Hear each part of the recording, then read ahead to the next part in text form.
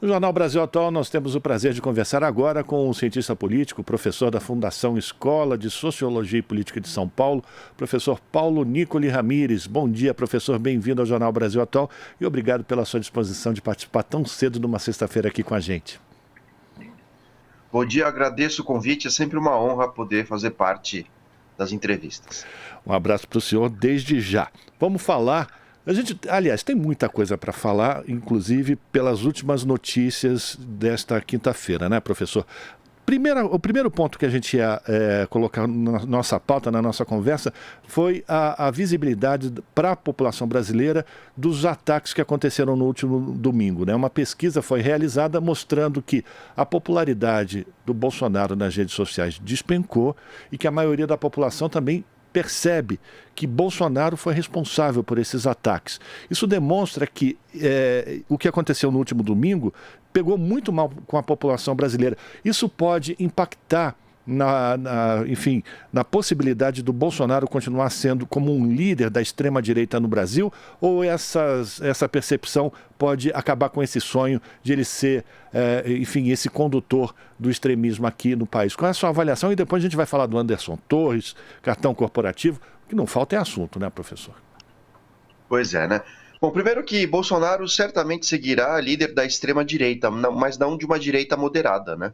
É bom a gente lembrar que nem todo eleitor de Bolsonaro é extremista, simplesmente tinha uma oposição, uma visão crítica ao PT. Mas a pesquisa, quando indica que 93% da população foi contra esse tipo de tentativa de golpe, isso necessariamente vai conduzir a um desfecho terrível, né, do ponto de vista político para o Bolsonaro. Então a gente tem uma direita que é moderada, né, que simplesmente tem um grau crítico ao PT, mas não contra a democracia. E o que o Bolsonaro fez, ou pelo menos os bolsonaristas fizeram, incentivados por falas antidemocráticas durante os 4 anos de governo de Bolsonaro, tudo isso conduz, no final das contas, a uma perda de eleitorado, né? Bolsonaro não teve poucos votos no segundo turno, foram quase 58, 59 milhões de votos, e eles tendem a se diluir. Isso faz com que a direita moderada crie um verdadeiro vácuo em termos de lideranças, né? Hoje a gente não tem, por parte da direita, nenhuma grande liderança, nenhuma figura popular. E Bolsonaro, num piscar de olhos, aparentemente perdeu esse capital político, né? Esse capital ele já vinha sido prejudicado pela questão da pandemia, isso foi determinante para o Bolsonaro perder as eleições, e além disso todos os desmandos, né, em relação aos sigilos, e agora estão ficando mais claros, né, com a abertura desses sigilos por parte do governo Lula. Mas o fato é que a população brasileira não compactua com atos golpistas. Para isso que existe democracia, né? Quem não está feliz, que consiga eleger seus candidatos e pelo viés do debate, né, da democracia necessariamente, você altera algumas políticas brasileiras. E a direita não soube lidar com isso, né? Ou seja, ela se deparou com várias barreiras constitucionais e, no limite, o que os bolsonaristas tentaram fazer foi tomar o poder à força, de uma maneira irracional, e nós vimos uma série de, literalmente, domingueiros, pessoas de classe média, brancos e outros tantos que foram pagos, né, para fazer toda aquela balbúrdia, aqueles atos criminosos que destruíram patrimônio público, obras de arte, entre outras coisas, né? Então, a tendência é que a gente tenha no horizonte um processo de criminalização do bolsonarismo.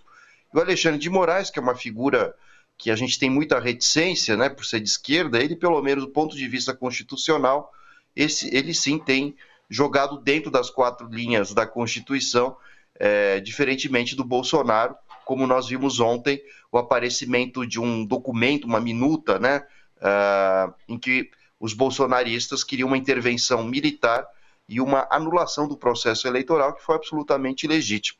Todos esses negacionismos foram levando a essa convulsão por parte de uma minoria e que hoje é atacada pela grande mídia, tida como terrorista, diga-se de passagem, né, esses bolsonaristas radicais.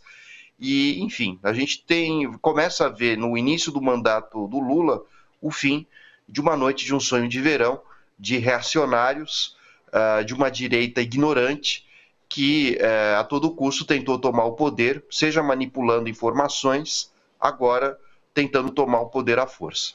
Pois é, professor, e o que a gente percebe é que essas pessoas que participaram desses atos terroristas no domingo, elas não acreditavam na responsabilização ou na sua criminalização desses atos, acostumadas ao longo de 4 anos de serem incensadas por esse tipo de líder, né, Bolsonaro, a esse tipo de comportamento. A gente percebe, inclusive, eles indo para a cadeia, abanando bandeiras do Brasil, como se estivesse ainda fazendo um passeio, né, não entendendo a gravidade do que estava acontecendo com as suas vidas, né.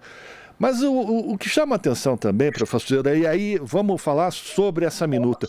Como é que um ex-ministro da Justiça, que agora tem a sua prisão decretada, guarda no seu armário uma minuta desse teor inconstitucional e golpista? Como é que é possível que alguém que tem esse cargo possa guardar isso como um troféu, digamos assim? Pois é, não é nada que a obtenção de um documento como esse no interior de uma residência. Absolutamente nada, ainda mais de um ministro da Justiça, né, de Bolsonaro. O que mostra que a conspiração ela era vertical, ela começava de cima para baixo, da alta cúpula do governo.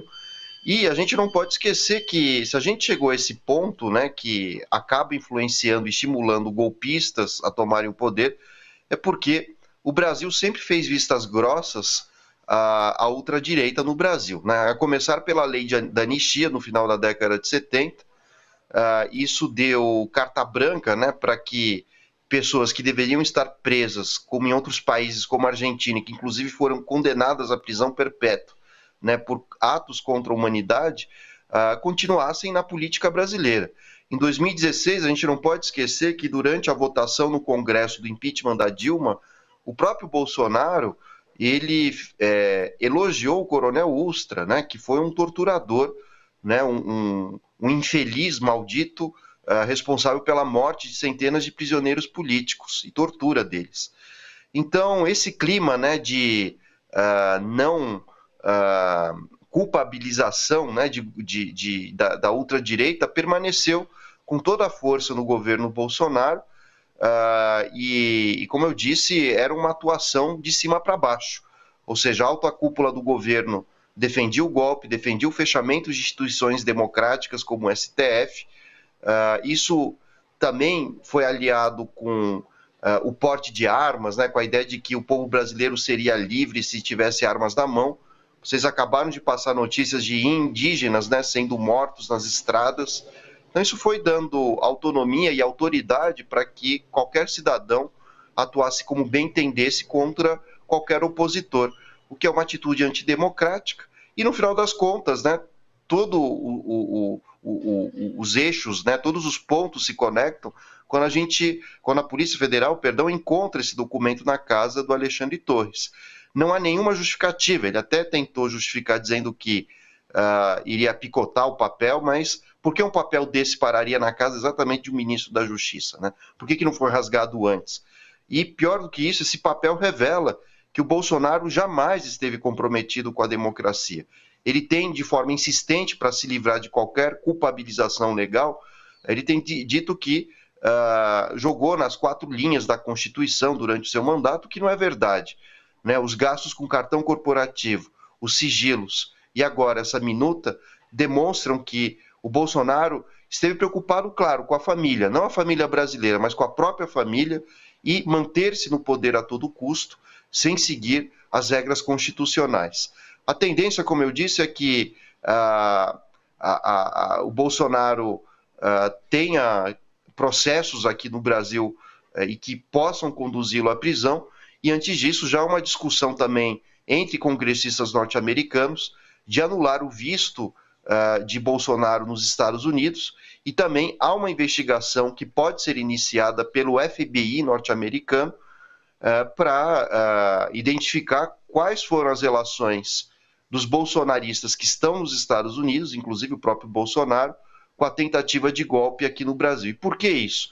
Porque o que está mais do que claro é que essas tentativas de golpe a todo custo são organizações que orquestram, né, formas de tentativa de tomar o poder. Aconteceu com o Trump nos Estados Unidos, quando ele incentiva uma multidão a invadir o Capitólio. Na Bolívia, em 2019, aconteceu algo muito parecido quando o Evo Morales conquista sua quarta vitória. Então, houve queimas de sedes, né, de tribunais eleitorais, queimas de atas eleitorais também, o que inviabilizou a chegada ou a divulgação de um resultado final idôneo. Então, tudo isso vai mostrando que a direita, a extrema-direita bunda fora, ela tem métodos orquestrados, pré-fabricados, e no Brasil não foi diferente. Começamos com o impeachment da Dilma, né, a gente não pode esquecer disso, que foi um golpe parlamentar, também um processo judicial absolutamente duvidoso, promovido pelo Sérgio Moro. Na Argentina fizeram isso com os Kirchners, diga-se de passagem, tentaram fazer com a Bachelet no Chile também. Terceiro ponto, né? Depois de tomar o poder, ou mesmo não tomando, a extrema-direita, ela coloca em dúvida o processo eleitoral e o resultado das eleições. Em último caso, tenta tomar o poder à força. Então, aqui no Brasil, a gente já estava mais ou menos acostumado, ou já vimos com outros países o que poderia ocorrer. O que fez, inclusive, né, a grande mídia brasileira tomar posições surpreendentes em relação a essas atitudes golpistas, pelo menos no domingo. Porque, em função do fato de que nos Estados Unidos a grande mídia norte-americana se voltou totalmente contra o Trump e a tentativa de golpe, a nossa mídia, apesar de continuar fazendo críticas à política econômica e social do Lula, viu com maus olhos, né, a tentativa de golpe. Né? Isso porque não compensa a ninguém um golpe, isso afasta investimentos, né, do ponto de vista mais pragmático. Essa é a visão da grande mídia, e além disso, ela não quer sujar as mãos com apoio irracional a um governo golpista, né, no caso o Bolsonaro. Isso fez com que, ao menos, a mídia brasileira tomasse uma posição crítica ao bolsonarismo, o que não deixa de ser positivo. As informações que nós temos, elas ainda são desencontradas, professor. Algumas pessoas dizem que Anderson Torres já está a caminho do Brasil, outros dizem que ele virá apenas no final de semana, usando voos que não são tão comuns, né, entre os Estados Unidos e o Brasil. Mas o fato é que ele tem o seu mandado de prisão expedido. Esses documentos encontrados só complicam a situação dele. Como o senhor lembrou, os parlamentares nos Estados Unidos já pensam em cancelar o visto de Bolsonaro. Na Itália, o que poderia ser uma alternativa, os parlamentares italianos também já se mobilizam para evitar que ele se transfira para lá. A situação do Bolsonaro e dos bolsonaristas, elas vão encontrando as barras da justiça, finalmente. Exatamente, né? E essa era uma tendência, né? Faz algum tempo que eu dou entrevistas para vocês, muitas vezes vendo comentários depois de espectadores mais radicais de direita dizendo que o que eu dizia era absurdo, né? E eu já afirmava que cedo ou tarde Bolsonaro seria preso e o bolsonarismo criminalizado. Não imaginávamos que fosse tão rápido, mesmo porque muitas informações e documentos ficam escondidos ou são destruídos. Mas a nossa sorte é que os bolsonaristas são extremamente incompetentes, seja na administração do Estado ou mesmo na tentativa de articulação de um golpe. Melhor exemplo disso foram os golpistas gravando e colocando em redes sociais a tentativa de invasão dos prédios públicos, né? Então isso são provas que eles mesmos geraram contra si mesmos. Assim como o Bolsonaro, né, que nos seus 4 anos de mandato promoveu um verdadeiro desgoverno, né, uma distopia absoluta, né, do que não deveria ser uma democracia. E isso vai se tornando cada vez mais claro para a sociedade brasileira, né? Então, todos os alertas que nós fizemos aqui não eram visões meramente ideológicas ou posições meramente críticas, mas sim posições civilizatórias que pretendem dar o mínimo, né, de estabilidade política à sociedade brasileira, né? Ninguém está dizendo aqui que a direita não deve existir, né? Numa democracia isso faz parte. Nós vemos pessoas mais inteligentes, menos inteligentes participando, mais ou menos religiosas, mais ou menos instruídas, mais ou menos pobres, ricas. Isso faz parte de uma sociedade complexa como a nossa. Só que isso não dá o direito, em nenhum momento, de ninguém, por conta própria e segundo a própria cabeça, tomar o poder e construir um mundo baseado nos valores pessoais. E nessa história toda, né, de fato, os maiores prejudicados em relação ao golpismo, aliás, os mais afetados, né, com a tentativa de golpismo, serão os evangélicos fundamentalistas, né, entre os católicos também, que incentivaram essa tentativa de golpe, parte de parlamentares radicais, bolsonaristas, que inclusive foram eleitos nessa última legislatura, né, entre eles o Nicolas, né, que é um deputado mais votado, todos esses coronéis, majores, né, que foram eleitos com o bolsonarismo, os governadores, é o caso do Ibáñez, né, que acabou perdendo o mandato por 3 meses, né, não se sabe se sofrerá um impeachment. Então agora a gente passa por um processo de desgaste do bolsonarismo nos meios de comunicação, nas redes sociais, inclusive, e, enfim, certamente o Bolsonaro terá um enfraquecimento considerável do ponto de vista político, mas o problema é que a direita extremada brasileira continuará existindo, e cedo ou tarde aparecerá outros Bolsonaros. Cabe agora, com rigor da lei, proibir, tanto do ponto de vista educacional, né, nas escolas, como também do ponto de vista político, que esses erros se repitam. Acredito que não será mais possível no Brasil permitir candidaturas antissistema, candidaturas de golpistas, candidaturas de pessoas que elogiam golpes militares ou mesmo coloquem em risco os processos e instituições democráticas brasileiras. Para a gente terminar, professor, o senhor falou da imagem do Bolsonaro, e ele tinha ainda uma certa simpatia com as populações mais pobres, com aquelas encenações que ele fazia, comendo pão com leite condensado, indo comer farofa, deixar cair na blusa, como se fosse uma pessoa comum. Quando a gente começa a ter a publicidade dos gastos corporativos do cartão da presidência da República, a imagem dele também fica muito destruída, ou fica bem arranhada com relação a essa postura de querer ser um homem do povo. Ele tinha gastos bem vultuosos, com hotéis de luxo, inclusive, né? Exato, né? Então, ele tentou criar uma imagem fictícia, né, para a população de que seria um homem simples, comendo pão com manteiga, numa mesa simples, com um cafezinho, quando na verdade a gente sabe que não é bem assim, né? As viagens durante as férias custaram milhões de reais em hotéis de luxo, enfim, teve um hotel no Guarujá que ele gastou mais de R$1 milhão, né, diga-se de passagem, compra de cosméticos também, alguns jornalistas deram conta com cartão corporativo, nada contra comprar cosméticos, né, mas isso você faz com dinheiro privado, com seu salário, jamais com dinheiro público. Então tudo isso foi mostrando que o Bolsonaro criou uma cortina de fumaça para se aproximar das populações mais simples, né? E o tiro saiu pela culatra, literalmente, né? Mesmo porque o resultado da eleição mostrou que entre os mais pobres, de fato, o Lula tinha maior preferência.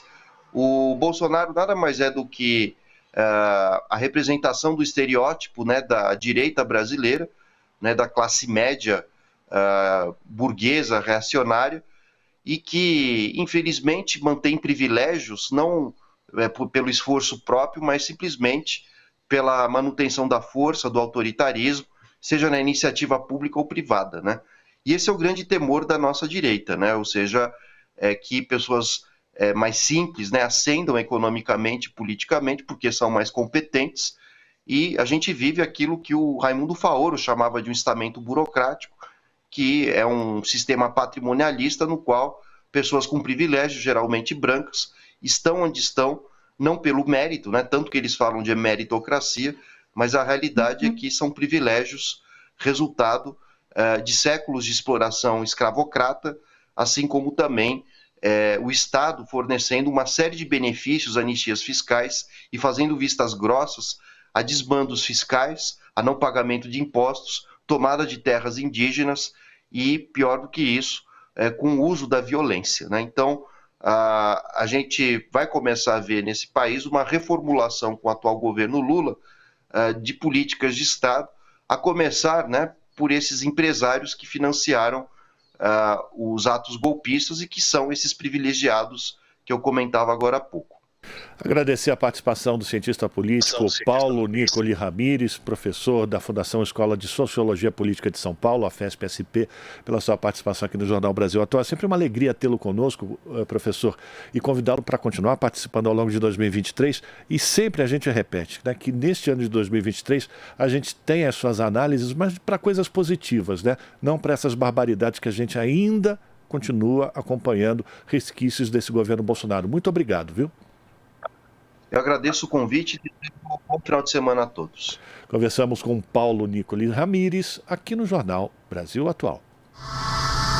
Estamos apresentando Jornal Brasil Atual. As notícias que os outros não dão.